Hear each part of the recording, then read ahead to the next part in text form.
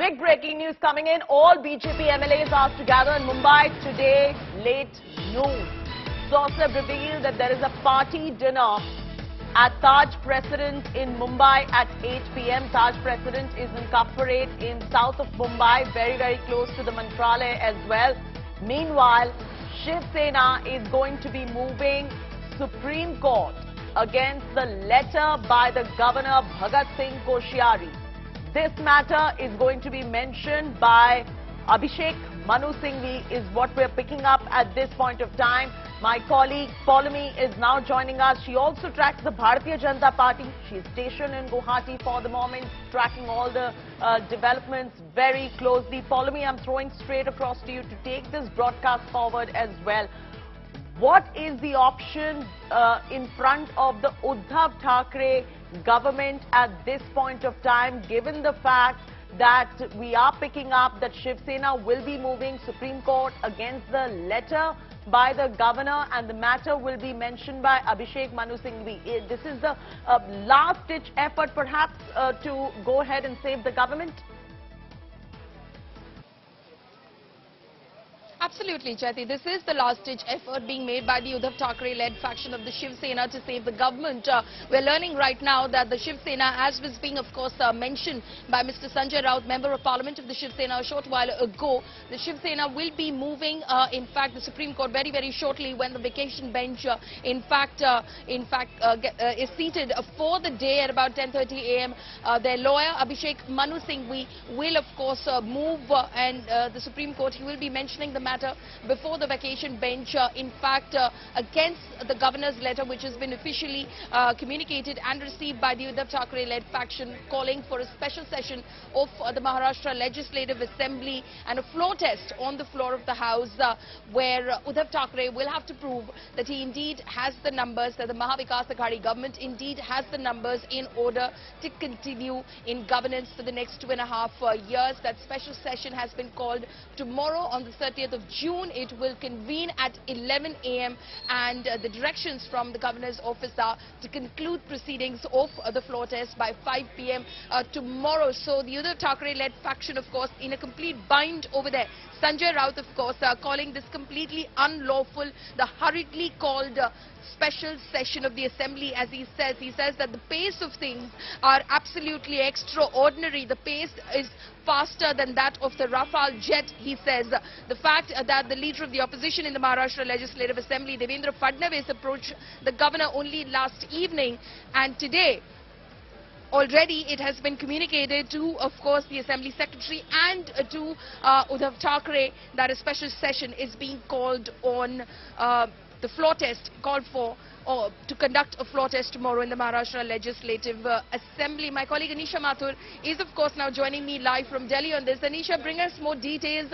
The Shiv Sena to shortly move the Supreme Court against the governor's letter calling for a special session of the Assembly and a floor test subsequently.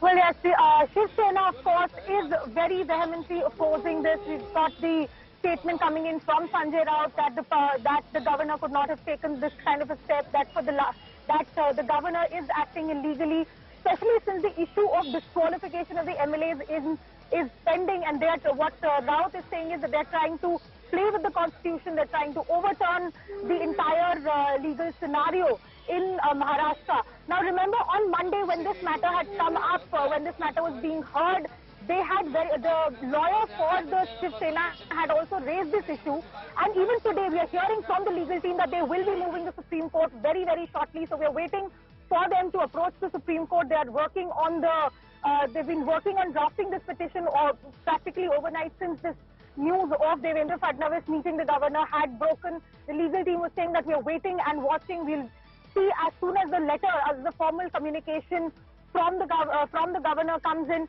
but it is very clear that this battle will have to be played out in the Supreme Court. What is also important to note is that in all the precedents we've seen so far in Maharashtra, in Karnataka, in Rajasthan, anywhere this kind of a situation has come up, the court has very clearly laid down the principle that a floor test is the only way to determine who has the numbers in the government. But here, because there is already a matter before the Supreme Court, The question that can be asked most certainly will be that when the court had said we'll hear this matter on the 11th of July, then what is the tearing hurry? Why is the governor taking an action like this, especially when the rebel MLAs, the Shinde faction, so to speak, has not officially given any statements about who they will be supporting and what they will be doing. Back to you. Right. How is this likely to pan out, Anisha, in the court when, of course, the Shiv Sena faction moves, the Supreme Court against the governor's letter? How do you see it pan out? Because of what the Supreme Court said previously as well, that they can, of course, approach the apex court in the eventuality that a floor test is called and which they, if they feel, is considered forced. How do you see this panning out, Anisha? Well, as we've been discussing over the last 2-3 days, and we've been speaking to legal luminaries on this issue, the question is very, very nuanced, and the answer to it is not particular, is mired in a lot of legal as well as political tangles. The issue of a floor test is inevitable. At some point, if not today, not tomorrow, then at some point very, very soon, a floor test will have to be conducted because this is very clear that the floor test is the only way to determine who holds on to power and who has the numbers.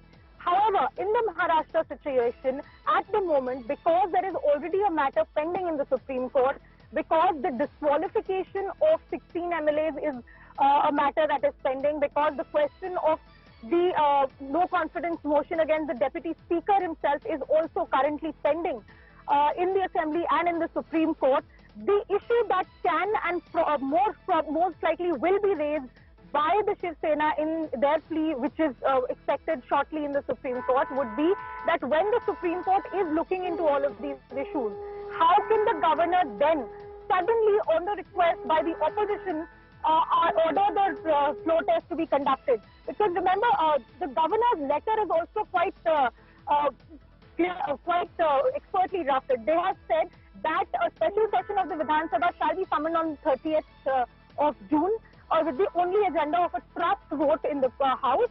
And because he has said that it is his responsibility to ensure that the government functions with the support and confidence of the House, I have issued a communication to the Chief Minister calling upon him to prove the majority in the House, that I have gone carefully through the material available before me, including reports in electronic and print media, including the letter, the briefing that the leader of opposition has given to me.